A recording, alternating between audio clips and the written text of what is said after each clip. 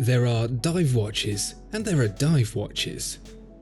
There are a lot of dive watches, in fact.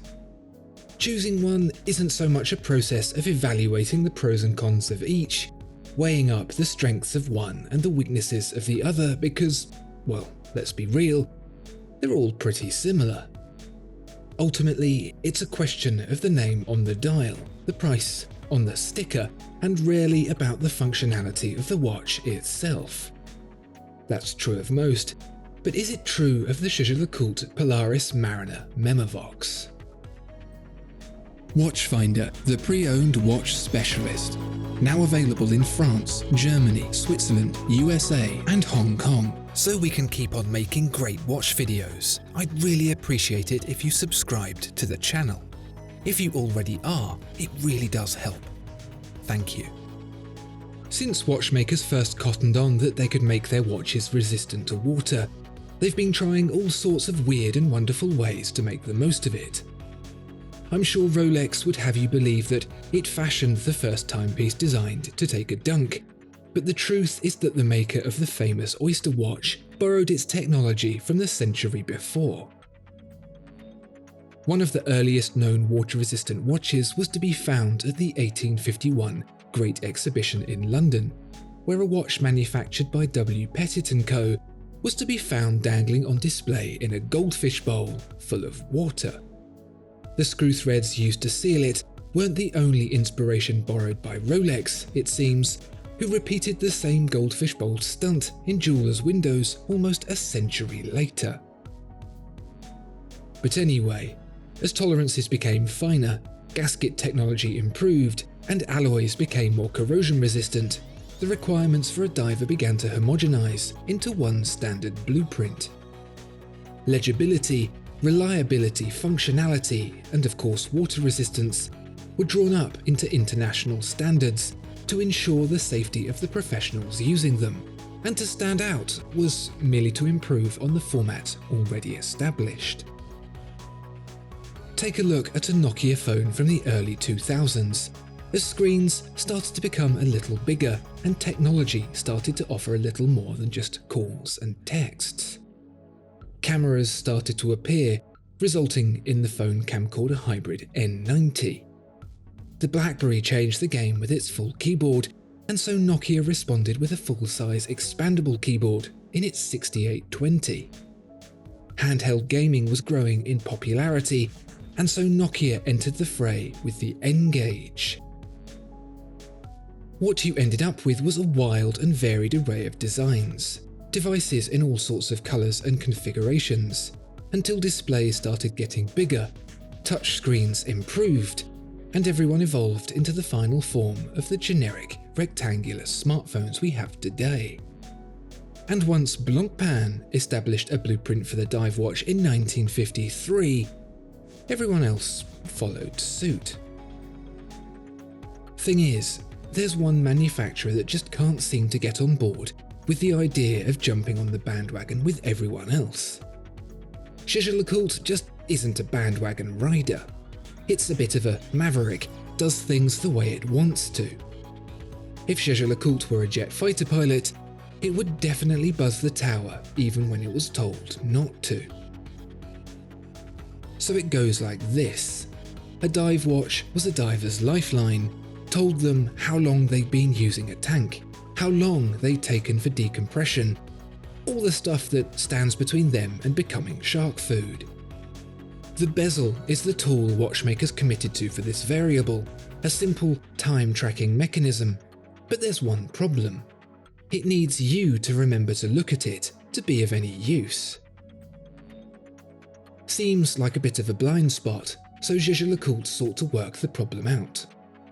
The recipe was this: take one Polaris dive watch, sprinkle a little Memovox in it, and voila, the Memovox Polaris, a dive watch with an alarm that actively reminds you not to die.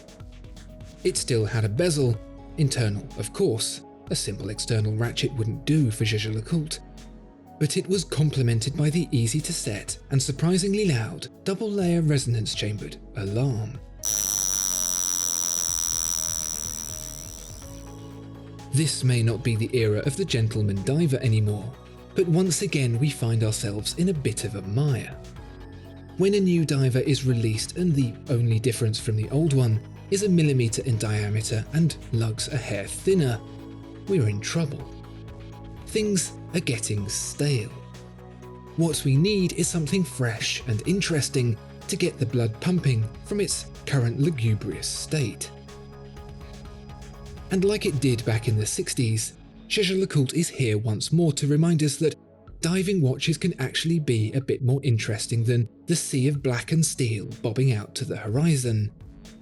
And I mean that quite literally, because this new Polaris Mariner Memovox is actually blue. And orange. Michael Bay would love it. Read the on-paper spec, and what emerges doesn't sound so great. 45 hours power reserve, a day off the benchmark. 42mm case, over 15mm thick, which is pretty chunky.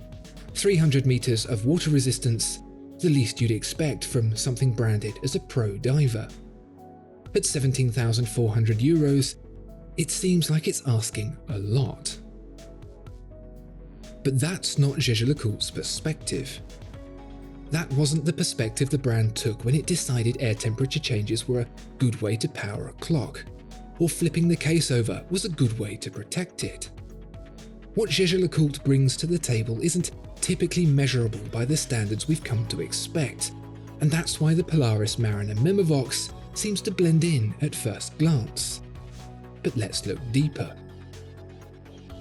Like the watch Jaeger-LeCoultre chose to make its mark in the 60s, the Polaris Mariner Memovox too gets an alarm, powered by the caliber 956 and wound and set by the top crown, which also doubles as the quick date in reverse.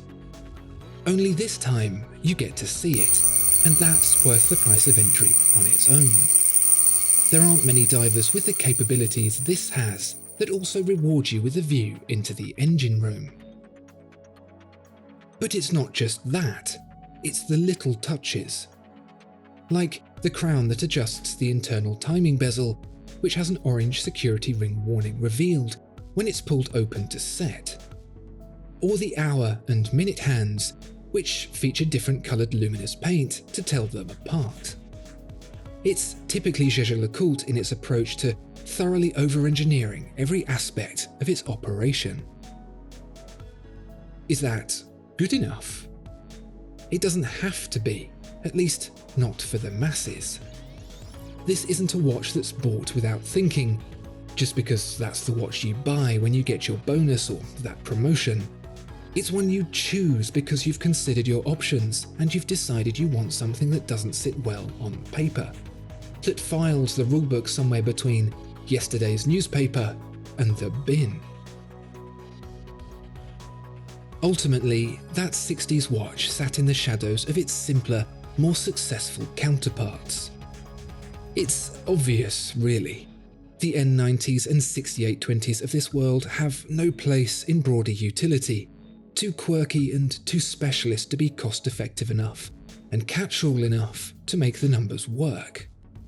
But that's what makes them great, that demonstrates the wacky genius that went into making them. To achieve success, you need compromise. But for the Jaeger-LeCoultre Polaris Mariner Memovox, those rules don't apply. Discover more exceptional watches at Watchfinder. Thank you so much for watching this video. If you enjoyed it, please do consider giving it a like and subscribing to the channel. If there are any watches you'd like to see featured, please let us know in the comments below.